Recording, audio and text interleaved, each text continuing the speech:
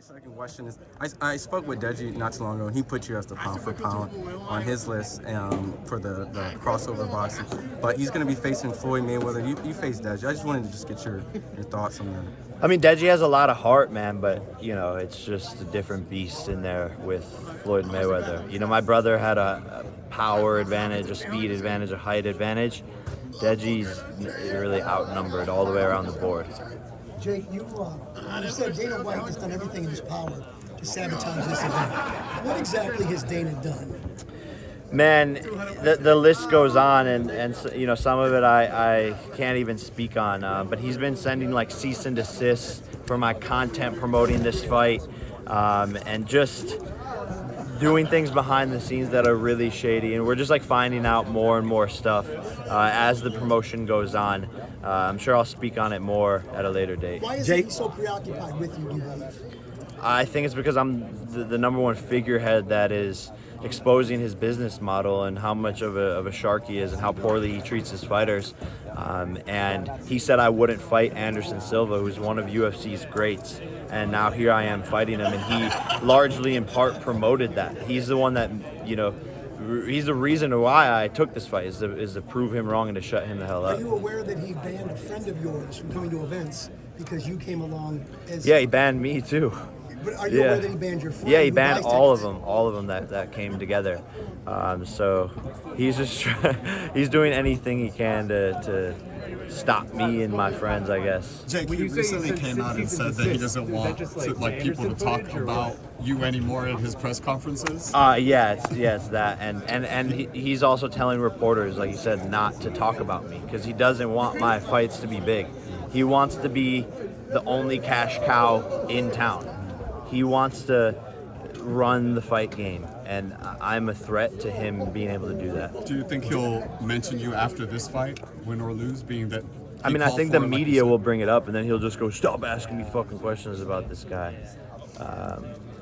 Jay, do you think George being a part of this whole promotion, the broadcast, do you think the Fighters Union would be something that you'd be able to get him into as well? For sure, and I think, you know, George has tried this in the past, and we need all the help we can get, you know, and people will need to be selfless and use their platforms to create this and to make it an amazing thing that is forever. Like, this is not just a 10-year thing. This is not just a couple years. This is something that could stand forever. Jake, with the changes going on in boxing, but with you being such a phenomenon and a cash cow in your own right, with there being no major sanctioning belts on the line, do you think that your problem with a lot of the sanctioning bodies and other people is you represent change in boxing? Like the belts don't matter as much. Yeah, no, exactly. I mean, that's one of the problems for sure. And that, like, there's so many different types of champions and regional, and there needs to be, I mean, there's not going to be, but there needs to be one belt. I mean, that would be ideal. So, I mean, that's one of the many problems there are in the sport of boxing, for sure. Jake, at the Nevada Boxing Hall of Fame, I got a chance to sit down and talk to Mauricio Sulaiman, and I mentioned an idea to him, and I'm going to float it to you as well, about like a legacy fund. A lot of these champions that have held these big sanctioning bodies belts are heralded, but they're not receiving any monthly compensation for the acts that they've done, like some sort of a pension. Would you be in support of something like that for them to stay relevant in boxing? For sure. And that goes back to the United Fighters Association, is things like these fighters being covered for retirement for all the amazing things that they have done for the sport, and damn near all the other leagues. You know, these athletes get some sort of pension or retirement if they play for a certain amount of time. So for sure, the champions who are improving the sport should be able to retire and not have to worry about whatever it is that they're going to do. You mentioned that Dana White has sort of been trying to sabotage this event. Has it been just like minor headaches, or do you guys have to like put out some big fires?